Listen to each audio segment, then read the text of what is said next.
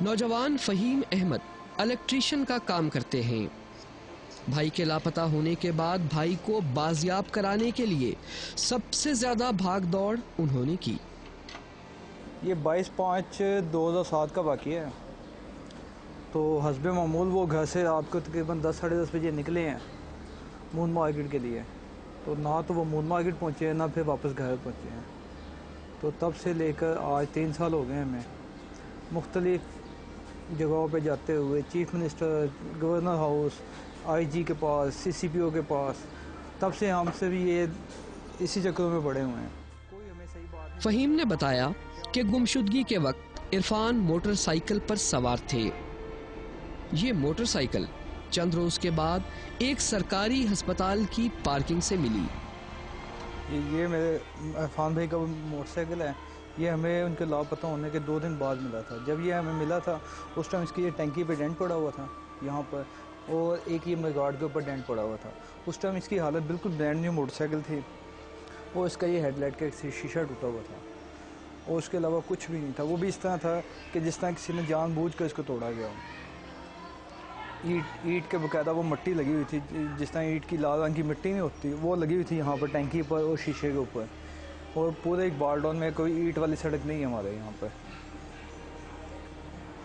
आपको कैसे पता चला कि इनकी मोटरसाइकिल पार्किंग में खड़ी थी? ये जब वो लापता हुए तो फिर हमने मुख्तलिफ दोस्तों से उनसे पता करना शुरू किया कि वो 2 दिन हो गए मिल नहीं रहे, आपको पता हो, ये किसी को पता हो। उसके बाद फिर हमने हॉस्पिटल चेक करना शुरू किया, म्यू हॉस्पिटल, गंगाराम। फिर उनकी पार्किंग चेक की।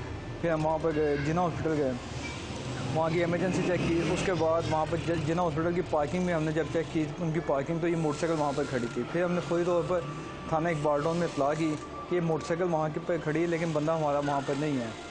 तो वो जो तफ्तीशी था उसने कहा आप मोटरसाइकिल वहीं पर खड़ी रहने दें, उसको मैं खुद आके चेक करूँगा। तो वो दूसरे दिन सुबह आया वहाँ पर, तो आके उसने फिर ये मोटरसाइकिल उसने चेक की सारी, वहाँ पर तफ्तीश वगैरह की, ये मोटरसाइकिल कैसे आई कैसे नहीं आई। वो स्टैंड वाले कहते हैं कि एक टोकन होता है जिसके ऊपर हम मोटरसाइकिल का नंबर लिख देते हैं, और जिसके पास हो वो पर्ची होगी उसको हम मोटरसाइकिल दे देते हैं। अदरवाइज़ हमारे पास कोई इसका दूसरा प्रूफ कोई नहीं है, कौन लेकर आया या कौन छोड़ कर आया। तो तफ्तीशी ने फिर दूसरे दिन जाके ये मोटरसाइकिल स्टैंड से उठा के थाने में ले आया। फिर 2-4 महीने वहाँ पर खड़ी रही है।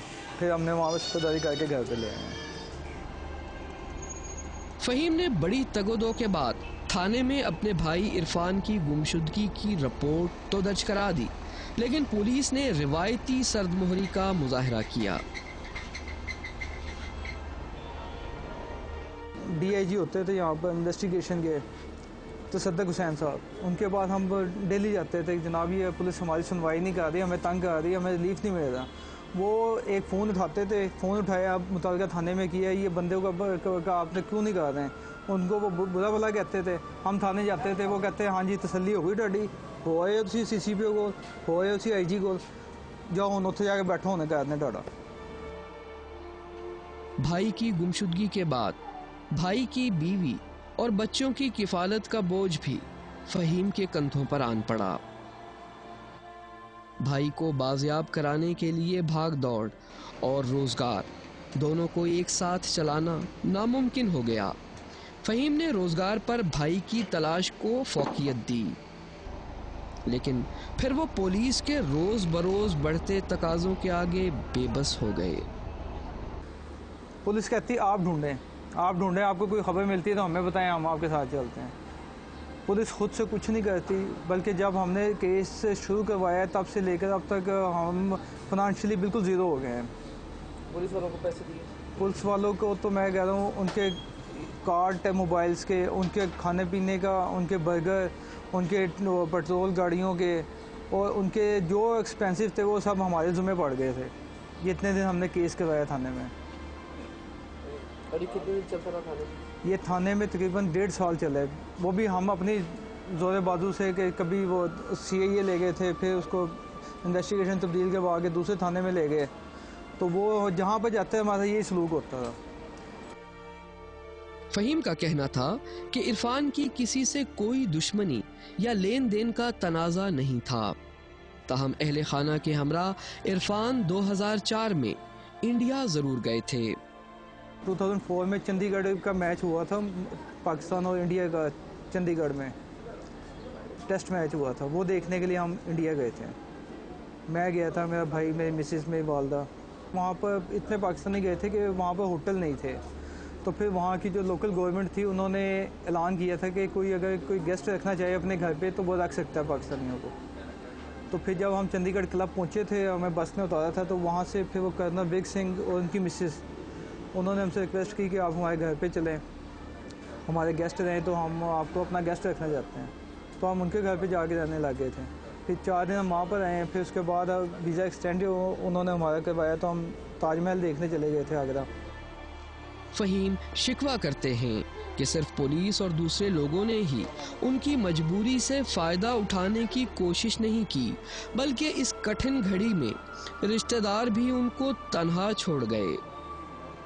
जब तक तो हमारे हालात ठीक थे तो हमसाये भी हमारे साथ थे, हमारे रिश्तेदार भी हमारे पास होते थे। अब जैसे जैसे हमारे हालात डाउन होते जा रहे हैं भाई के जाने की वजह से, तो वैसे वैसे वो सब पीछे होते जा रहे हैं हमसे।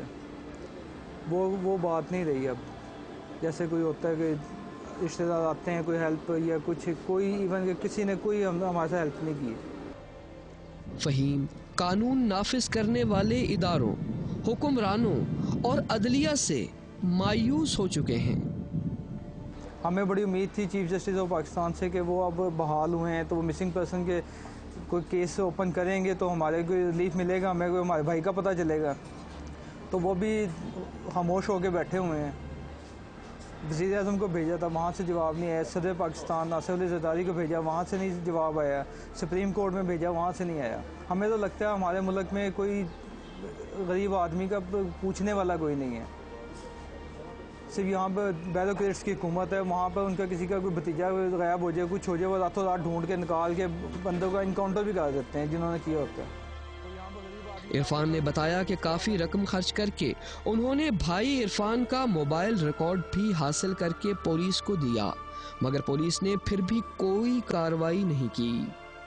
मोबाइल डाटा जो था वो भी हमने निकलवा के दिया इनको, पुलिस वाले को, वो भी हमने निकलवा के दिया। उन्होंने आज तक डाटा भी नहीं निकलवाया, कुछ भी नहीं। हमें आज तक वो रिपोर्ट ही नहीं मिली। वो रिपोर्ट कहाँ आई?